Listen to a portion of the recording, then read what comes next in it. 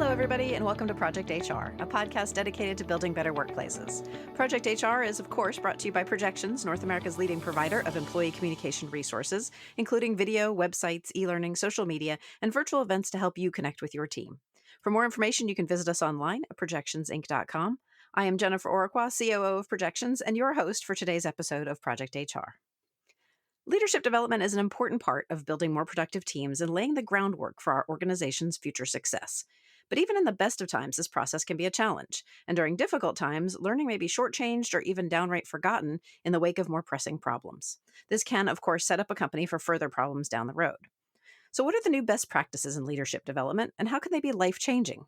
Today, we're joined by Simon Nance, who serves as Executive Director of Differential Training and Consulting and PML Programs, a leadership development company that focuses on differential training.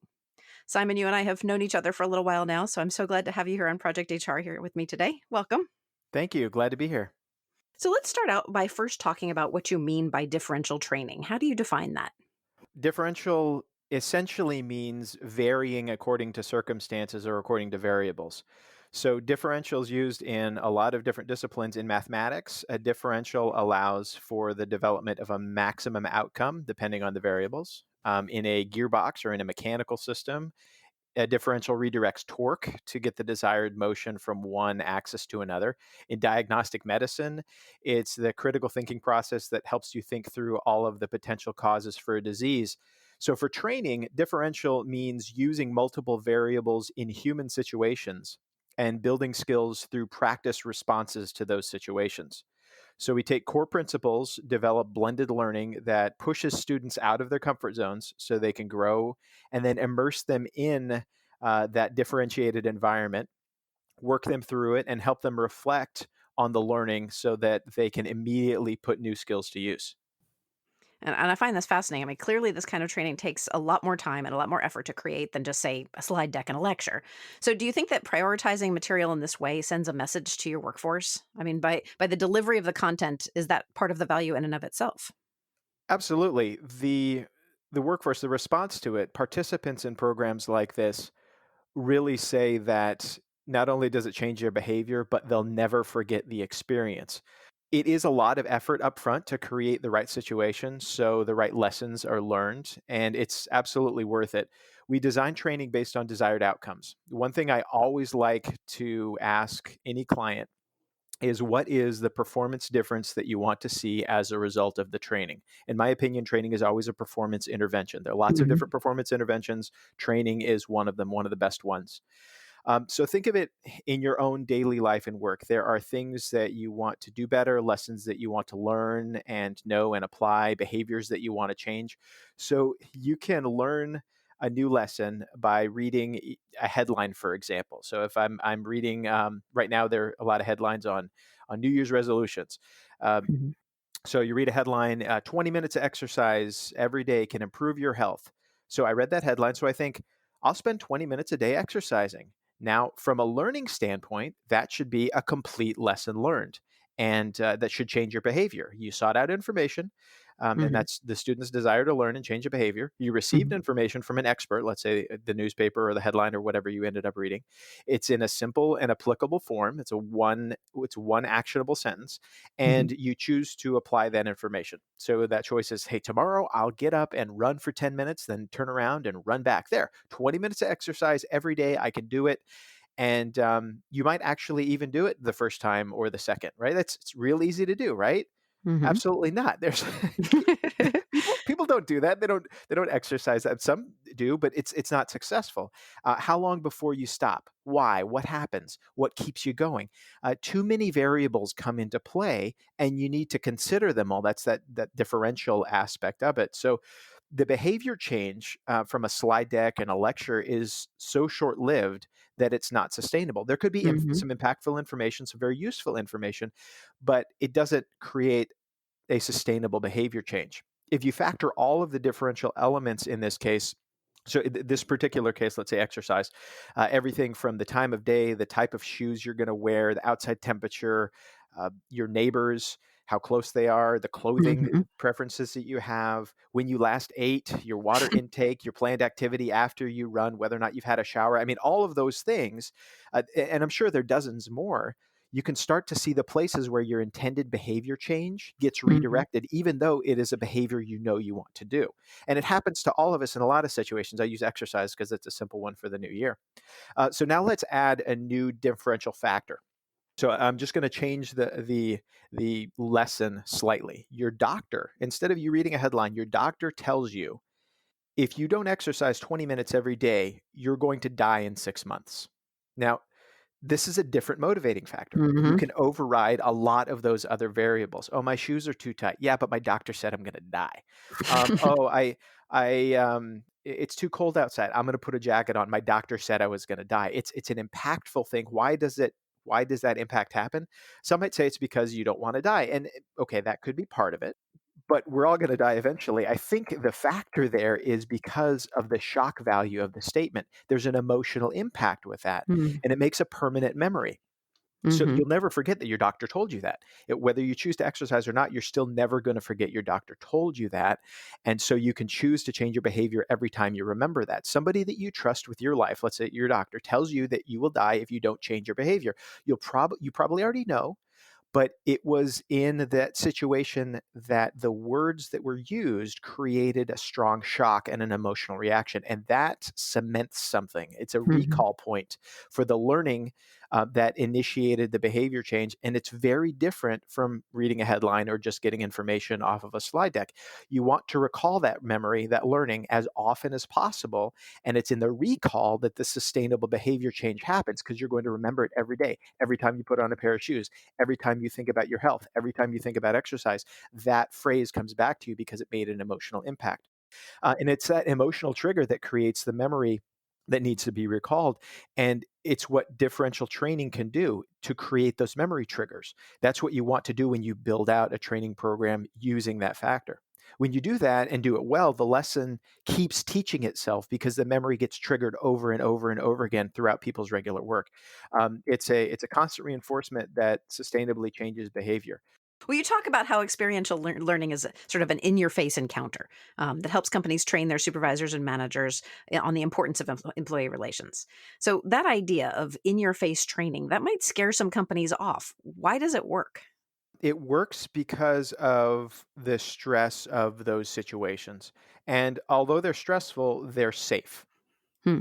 You can fail without permanent consequence. Those situations create an emotional trigger that builds a recall point for the lessons learned, but you're doing it in almost a laboratory environment. So you get to experiment, you get to try your responses in different ways, and the emotional trigger still is there. And you realize, hey, this response didn't work, this response didn't work, this one did. And Hmm. that's the lesson that you get to repeat over time. Most people learn to deal with high stress human interactions just through experience. Sure. So what we do is we build an environment where those experiences intentionally can be had and worked through. We learn more lessons from making mistakes in those scenarios and getting the Hmm. experience of those mistakes than from anything else. So it's part of how our brain works, and we're always learning. Our brain's not going to turn off. So we need to Hmm. design our learning experiences with that in mind and build out those differentiated training pieces. Sure, sure. So, what can company leaders expect when their frontline managers come away from this kind of training after they're going through this differential leadership training? What can company leaders expect to see? What changes? Well, the bottom line really is the training impacts employee engagement, turnover, productivity, and safety. Those are our major metrics that every company is measuring. That, well, if they're not measuring themselves on those things, then they're probably going to run into a lot of issues. You can get real profitable results from improving those metrics, but in the end, when your leaders behave well, when they know how to respond to employee situations, you're going to improve employee engagement. You're going to reduce turnover. Hmm. You can enhance productivity because you're building an environment where people want to be more productive and they're more open to new ideas, and you can have open conversations with them about it. And of Hmm. course, you're improving safety because if you're the type of person that people want to work for, they want to work there, and they want to be safe. They want their coworkers to be safe because they know you care about them. So it impacts safety and productivity and turnover and employee engagement. Those are the bottom line results. Hmm. All right, Simon, we're going to take a quick sponsorship break right now. But when we return, we're going to talk about how we have approached leadership development in the past and how we're approaching it today in 2021. So stay with us.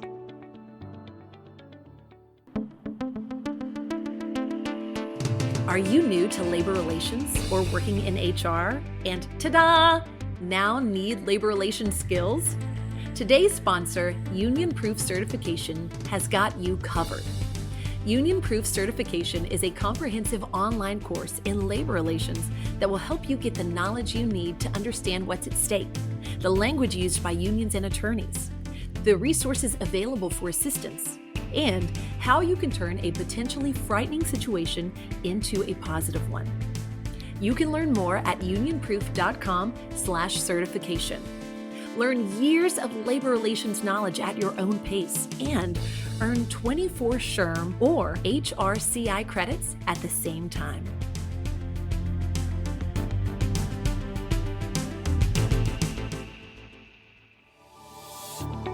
We're back with Simon Nance, Executive Director of Differential Training and Consulting and PML Programs.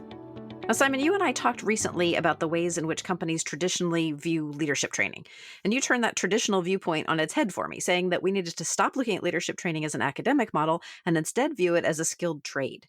So I want to Mhm. talk about why you think we need to look at leader training in this way. I love that we were able to talk about that before because it really is a new way of looking at it. And I've always looked at leadership training that way. The academic model for training has been part of our paradigm for over 4 decades here in the United States. Hmm. And it's been that way in a lot of other countries as well. I've been in the fortunate position to work with training in the skilled trades for about 10 years of my career. And I worked specifically with apprenticeships in Hmm. precision machining and maintenance mechanics and manufacturing. My perspective is a bit different than other leadership training professionals. There is more in common with good leadership training and learning as a skilled trade than there is with academic instruction and learning leadership skills. For example, I can't learn to communicate with an irate or indifferent employee by watching or hearing a lecture on listening skills. I actually have to practice it. I could watch a lecture on listening skills. Does that actually make me a better listener? How many times do I have to practice it? It has to be practiced.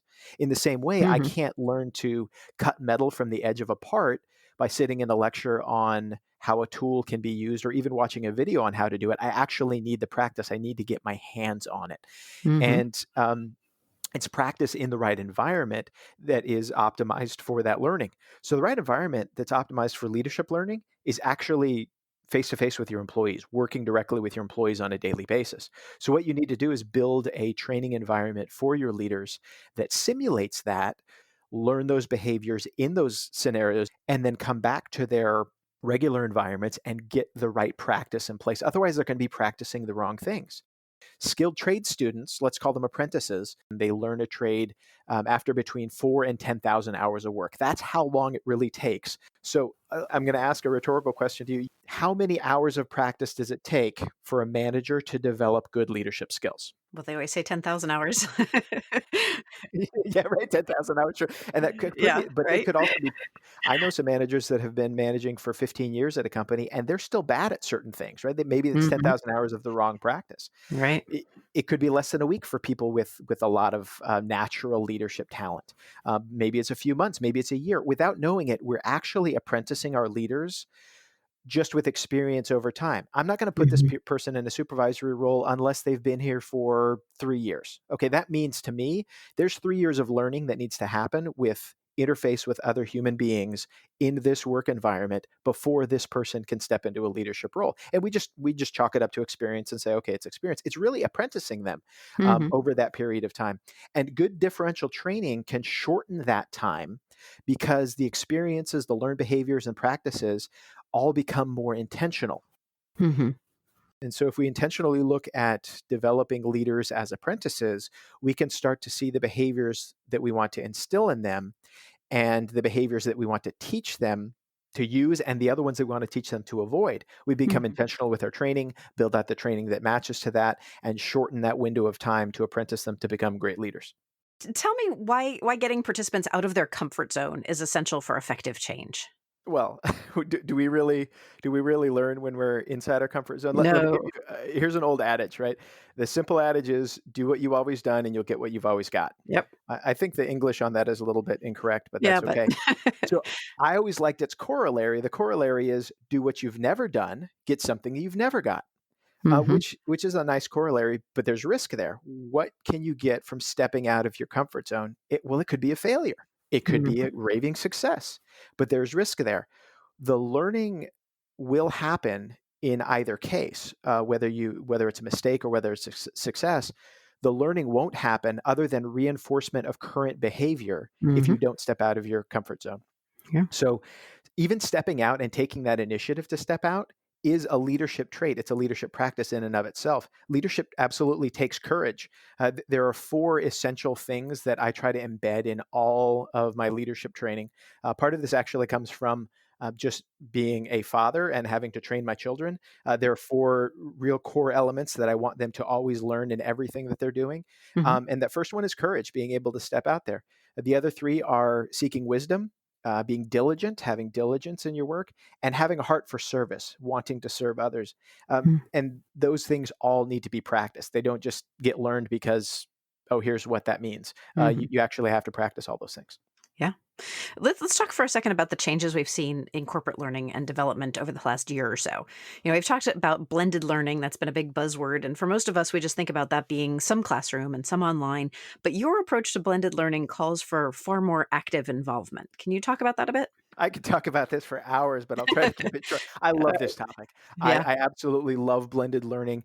It could be because my background has been engineering, industrial engineering, manufacturing, and systems engineering. So Mhm. to me, it's you have to look at all the moving pieces, which is probably why I love the topic of engineering people's brains when it comes to training them well. I look at blended learning as more than just a combination of instructor led and computer based training. Mhm. The blended learning model I like to use has four modes, all set against a learning curve. So everybody that's in the training industry really knows that learning curve. There's an impact curve over time, and it usually looks like a normal curve or it's kind of a stretched normal curve.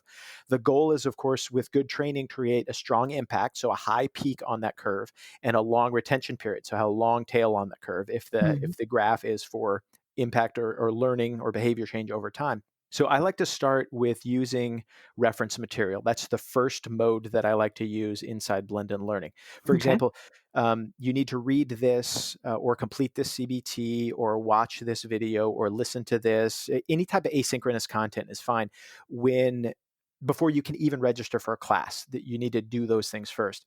Mhm. This model presumes that there will be live in-person training, a live in-person class at some point. Mm. So this is blending all of those modes, but that starting point of looking up reference materials is very important in my opinion. And eventually you'll get to a workshop rather than a lecture style, so that there are going to be activities and discussions with presentations of information, not just lecture. But you shouldn't start with the instructor-led workshop. You should start with that asynchronous reference information. And if you were to have, let's say, for example, if I was to teach a history class, a class on US government, Mhm. I would want to start the class by requiring everybody a few weeks ahead of time to read the Declaration of Independence and the Constitution. They're not very long. I think in total it's like 10 pages for both of those. So you read 10 pages of stuff, and in 2 weeks we're going to have a class. But it's reference material that gives context and stimulates questions for those students. So if you make sure that they complete that first, then you're really greasing the skids here. The Mhm. next step before the class actually happens, I actually recommend a live virtual acclimation event. So this shouldn't take more than 30, possibly 40 minutes. I've seen it done in less than 10, depending on the class size. This is a Mhm. chance for a teacher to meet the students and vice versa. You're doing it virtually. Everybody's doing it from their own devices. So it's completely virtual online. But for instructor-led programs, this is a chance for the teacher to meet those students, and it sets a class dynamic that usually takes up the first 2 hours of any day-long training program. So if I'm normally Mhm. having an 8-hour training workshop or a 6-hour training workshop, I'm losing the first hour or two going through this acclimation process, Hmm. sort of the ice-breaking process. It allows you to establish the instructor's credibility, the student's Mhm. interest. It sets some ground rules about how the workshop's going to operate. And from a differential standpoint, this is where you define parameters or the impact variables for your workshop depending on your learning objectives. Remember, what performance difference do I want to see as a result of the training? You're setting those parameters here. And because everybody has already looked up reference materials and they're meeting each other, they're starting to ask questions at this point and they're getting ramped up. They're getting ready for that instructor led workshop. The important thing here is to let it all sink in. You want this to happen at least a day or two before. A week before or longer is probably too much time. Hmm. You'll lose momentum at 7 days or more. I think 2 days before your actual workshop is optimal for this. Makes sense. Um, so this also sets an instructor-teacher relationship. It lets the facilitator set up the right workshop environment, and that environment can be customized just enough for the specific students because now the instructor knows the students. It doesn't start as generic; it starts as fairly customized, Hmm. but it's still within the parameters of the class objectives and your desired learning and performance outcomes. So all of those things are good. This allows for a very tall learning curve because at the peak of that is the actual class. So you've built up to that peak in a very, very strong way when you put these two different types of training in front of a class. And then what the instructor should have done during this acclimation process and before the ILT event has gotten enough information about the students to be able to build natural distractions within the workshop. Natural Hmm. distractions are one of my favorite blended learning elements. One of these that I've seen done really well is when some class participants are distracted either by their phones or by some outside influence. The instructor can use what they've learned in the acclimation process to do things like send them a text, or even better, a pre-planned text with a video reference that was timed exactly to a certain point in the workshop. So let's say there's a lecture and there's a conversation, and as an answer to the question that the instructor is leading them through on their conversation, everybody right at that moment in time gets a text message that has a video that has the answer to it, right? So those Hmm. things, you're starting to use these distractions to redirect people, and it Hmm. builds a different memory package for them to refer back to when they're thinking about their learning experience. All you need to do for something like that is get the participants' phone numbers and take about 5 minutes to type out a pre-scheduled email that goes out on text. It's a simple but effective way of using intentional distractions. One of my favorite ones. Hmm. And intentional distractions, they're another great blended learning element that you can use for kinesthetic learners. I use Legos in a lot of my classes, whether leadership classes or process improvement classes. And I use them for a number of reasons. One of them is it gives the participant something to touch or to hold or to fidget with. Hmm. When you put an object like that in your students' hands, it makes a decent impact on how they're learning, how they're listening. You start using those Legos, which seem like a distraction. Hmm. You then use that kit for a specific workshop activity. So the thing that was a distraction then becomes a main focus of that training for a certain period of time. What that allows you to do is build a stronger memory picture around that activity because they've been touching these little pieces of plastic for a long time. Hmm. Using phones or texts or having a letter or note or object or any other type of intentional interruption, like somebody coming in with a note to hand to everybody, you're intentionally distracting everybody from the Hmm. instructor, Hmm. and then they Yep. all get a note, but then the note actually says the same thing that the instructor's been talking about or you Hmm. guys have been Hmm. working on. All of those are intentional distractions that get people back to focus on the topic. And there are a couple more pieces of blended learning, and I know I get really excited about this topic. Sure. I'm Yeah. talking a lot, but Yeah. the next piece of good blended learning after the ILT workshop, the students should always walk away with an action item, and preferably just for learning's sake and the cognitive processing sake, you want them to write it down mostly in their own hand. There's good processing reasons for that. But the action item is the starting point for one of the follow ups. And you want to have at least two follow ups to really lengthen that curve, that learning curve out. The Hmm. action item, it's an obligation they're making to themselves, and they need to complete it by a specific deadline. And you want to probably keep that within 10 days. And it becomes another asynchronous piece of learning that helps recall activity. So it's almost like mirroring that required research ahead of time. You're mirroring it to them because now it's a required action that they need to do for themselves because they've told themselves they were going to do it. Sure. And it becomes a reference point for them again in the future. The second follow up point is another virtual live meeting, really similar to the acclimation. And that live meeting lets the students reconnect, lets the students remind each other of, hey, remember when we did that? Oh, wasn't that fun? Hey, did you try doing this thing? It allows the students to do some of that co teaching. And it also gives the instructor the opportunity to respond to questions that couldn't be answered during the workshop. So, this is instructor's homework, of course.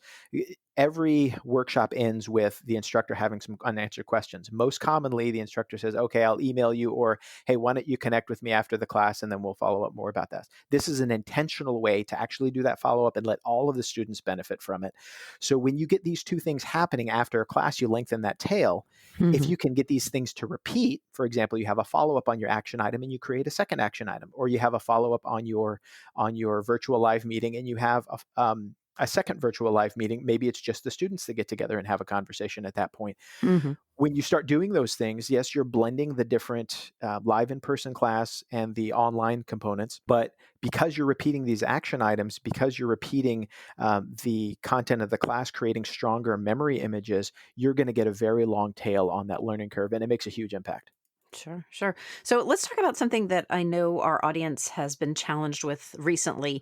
What does it take to deconstruct and then build an immersive workshop like yours is to work on a virtual platform? Because obviously a lot of people are not doing in-person training now. So that virtual component, how do you elicit that emotional response? How does that work? You really need to use tools that we already have in new creative ways. So many of the things that I've described, but additionally, every new piece of communication technology allows us to innovate in the learning environment that we build, and we need to be intentional about it. So, in these virtual platforms, creating an immersive workshop is all about managing distractions. Distraction is the most significant issue that we're dealing with virtual learning. You can unplug at any time, and what should be immersive live training becomes an asynchronous jumble of sort of half-taught pieces of content.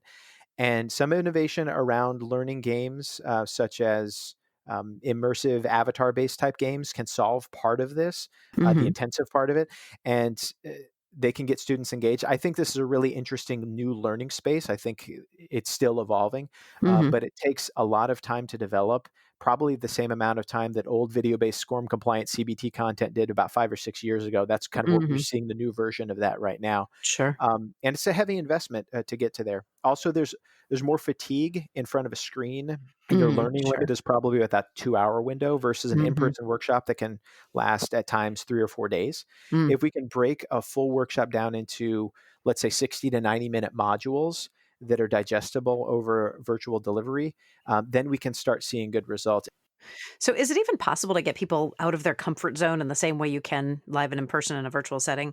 How many layers of stress can you add, like you were saying, in a condensed time frame, where people aren't getting fatigued? You can still add that stress to get the reaction and make that learning take place. How does that work?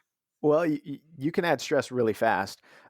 Just think of this past Thanksgiving. I think you and I were talking about that, right? How quick can stress build up Mhm. when you have family coming over Mhm. and you're cooking Yep. 5 different dishes and everything happens, and all of a sudden the stove goes out, Mhm. or the not enough wood for the fire, or your neighbor comes over, and who knows? There are lots of stresses that can happen really fast. You can do it. It takes a lot of effort and behind the scenes work. That's why the producer model works really well for these virtual environments, especially producers with some co-producers working in the background.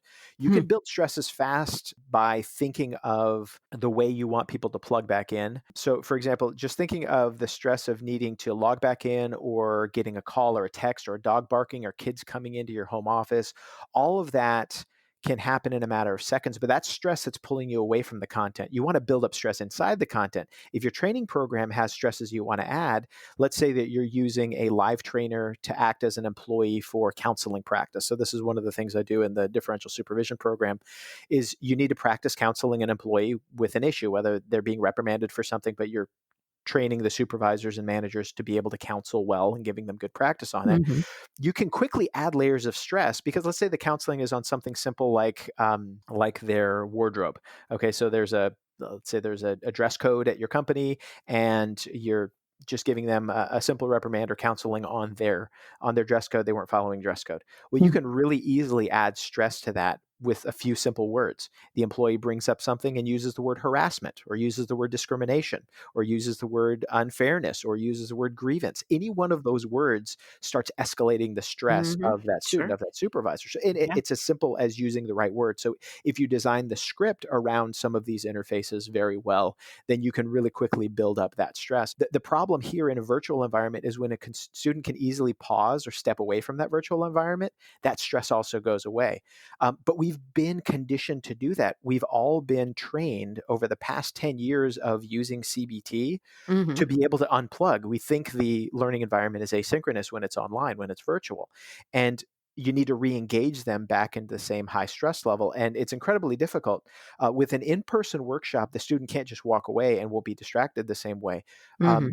the hard part of not letting the student pull away, I mean, if the dog barks or whatnot, the producer model really helps out here. The producer could text the person if you have their phone numbers ahead of time, Hmm. or call them in the background. If the person steps away or logs out, someone needs to immediately call that student, get them back. But it really goes back to how much of that learning environment do you control, and what do you want to do with those stresses? How do you want them to impact the learning? As Hmm. you're building up that stress, what performance difference do you want to see as a result of the training?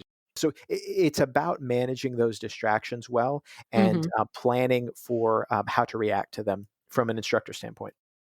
Okay. All right. Great. So, real quick on the flip side of this discussion, do you believe there are situations or content where online training is actually a better option? Absolutely.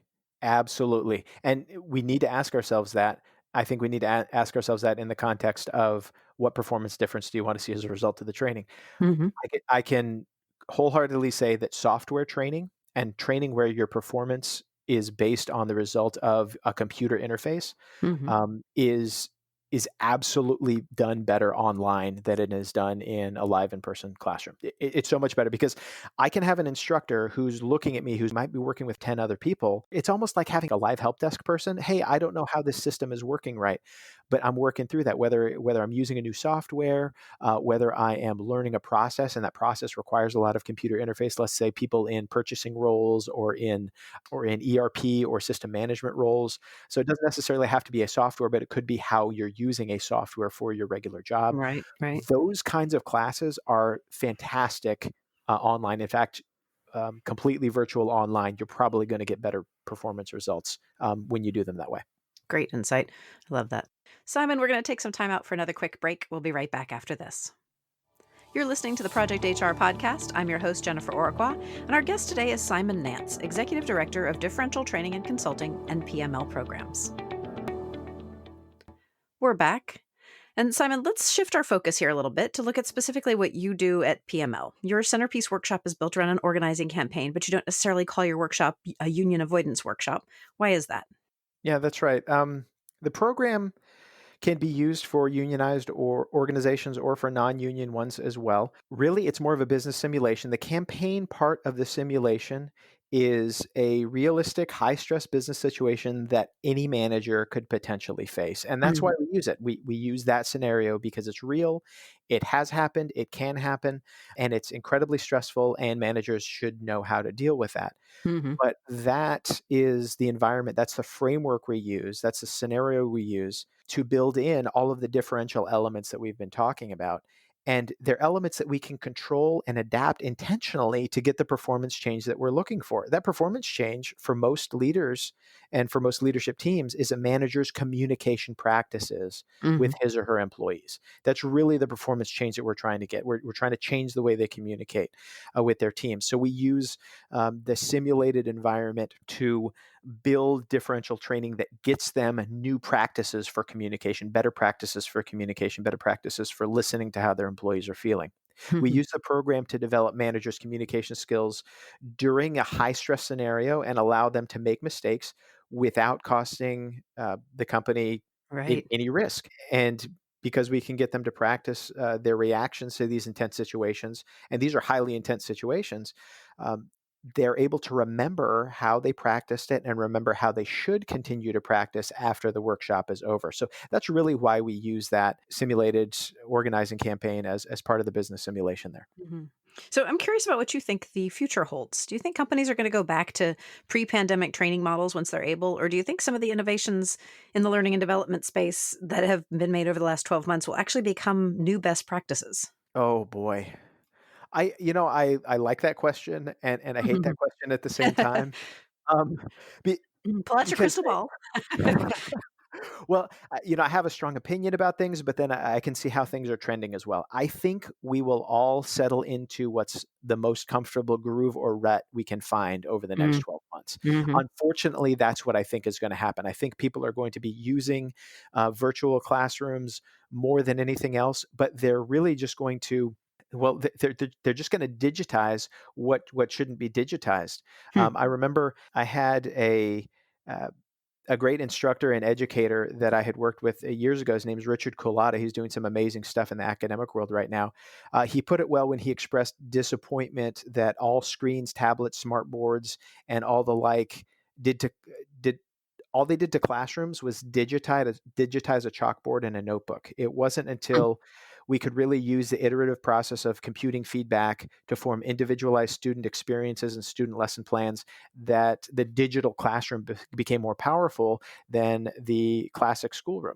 And it took almost 10 years for that to be realized. So Richard had forecasted this way back in, I think, like 2007 when I first talked to him about it. It wasn't really until 2016, 2017, 2018 that we really started using that feedback process of the digital classroom to really take advantage of it. I think the same thing is going to be happening as we start looking at new models and new best practices. I really would like better blended learning to come out as a result of this. I think if companies are going to be more intentional about their training, they really need to think about not limiting themselves just to this virtual environment, but using the virtual environment as a new foundation, and how can they build up as much augmented content around that as they can.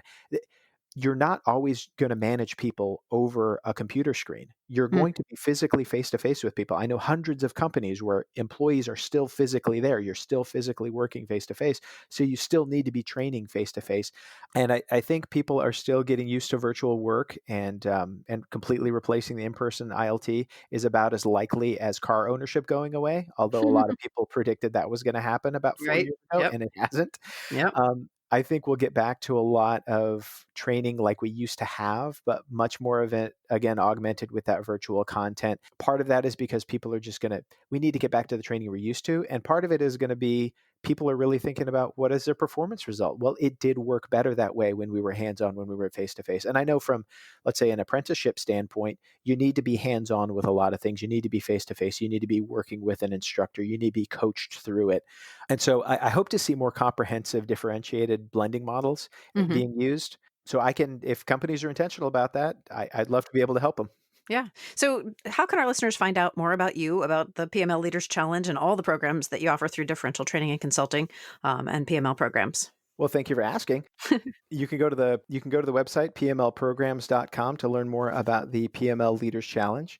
And I will be sending you some additional resource information about our differential supervision program, as well as some other training and consulting opportunities that we'd love to share with your listeners. Yeah, I also great. want to give your listeners an opportunity to work through some of the workshop activities. So I'll include at least 2 workshop activities that they can download and go through, and maybe it will help them think about how they learned their leadership skills and maybe some skills they still need to develop. Yeah, outstanding. Thank you so much for doing that. A link to the PML Leaders Challenge website and all the resources that Simon mentioned will be available with this episode's companion guide. So be sure to check that out at projectionsinc.com/podcast. Right now, though, Simon, it is time for our lightning round questions. And these are questions we ask of every guest of the podcast. Are you ready? Woo-hoo, I'm ready. All right, so we're going to do our topic showdown. In this episode, we've been talking about learning. What is your personal learning style, Simon? Are you more of an auditory learner, a visual learner? Do you consider yourself to be more kinesthetic? I am naturally an auditory learner, but I prefer kinesthetic. Excellent. So what's the best book you've read recently? The book of Matthew, the Gospel, 40th book of the Bible. But if you're looking for a business book recommendation, I would say Halftime by Bob Buford. Excellent. So what is your favorite thing about working as a development director? I love seeing the aha moments when people gain new knowledge and they're deciding to make a personal change. I love seeing that. Yeah. So what's the best piece of advice that you've ever been given? Lead your family first. And finally, who or what inspires you? Well, my wife has been my greatest and daily inspiration. That's why I've been married to her for the past 20 years. Mm-hmm. But in general, I get inspired when I see people bravely take risks. When they fail or succeed, they stepped out in faith, and in faith of some belief that they had the courage to try. And it's very encouraging to see people take risks. Definitely. Thanks so much for joining me today on this week's episode of Project HR, Simon. Thank you. It's been a pleasure. Thanks to our listeners. And once again, this is your reminder to grab the companion for this episode at projectionsinc.com/podcast. If you'd like to be on Project HR, or you know someone who would, feel free to email us at projecthr@projectionsinc.com. And last but certainly not least, to make sure you never miss an episode of Project HR, we hope you'll subscribe to the podcast. Drop us a line, leave us a review, or simply give us a handful of stars wherever you get your content. That's it from me for now. Let's make it a great day at work.